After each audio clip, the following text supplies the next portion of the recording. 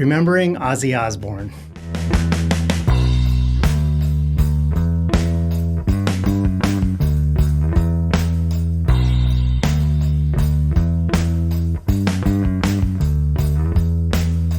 The music world has lost a true legend, Ozzy Osbourne, who died yesterday at the age of 76, just a couple of weeks after a much-celebrated farewell performance with his original band, Black Sabbath. Very few musicians can lay claim to playing a key role in the creation of an entirely new genre of music. Ozzy was one of them. Without him, would heavy metal even exist? Maybe, but it definitely wouldn't be the same. John Michael Osborne had a tough life growing up in the post-war industrial city of Birmingham, England. Music became an outlet to express both his frustrations with the world around him and a hope for something better. Even though he was known as the Prince of Darkness, countless tributes from fellow musicians flooded social media yesterday, and a huge number of them specifically mentioned the light Ozzy brought into the world. I also saw a quote from Ozzy saying he didn't want people to mourn when he died, but to celebrate his life. What I remember most about Ozzy, besides, of course, the urban legend I heard as a kid about, well, let's just call it the Bat Incident, are his distinctive vocal performances, both with Black Sabbath and throughout his long solo career.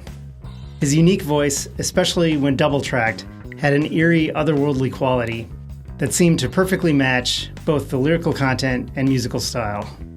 Then, of course, there's The Osbournes, a reality series on MTV in the early 2000s that followed the daily activities of Ozzy, his wife Sharon, and their kids Kelly and Jack. I wasn't exactly a super fan of the show, but I did watch it a lot, and I found it fascinating to juxtapose the ominous persona Ozzy tried to portray in his music and stage performances with the humble, bumbling dude around the house we saw in the show. It humanized the larger-than-life figure I'd known since I was a kid, while also making his music more real and immediate for me, because here was this actual, almost ordinary guy who had produced it. Another thing I'll always remember about Ozzy is the first cell phone I ever owned that let you customize the ringtone. I chose Black Sabbath's Paranoid. Ozzy's music, both with Black Sabbath and solo, frequently spoke truth to power, calling out the hypocrisy and cruelty in the world, while still holding out hope for a better future. He may have been the Prince of Darkness, but I think his deeper message really was about finding the light in life and not giving up. His desire to connect with and inspire his fans was there until the very end. And now, to pay tribute to Ozzy and his work in my own way, here's my interpretation of Planet Caravan from the Black Sabbath album Paranoid.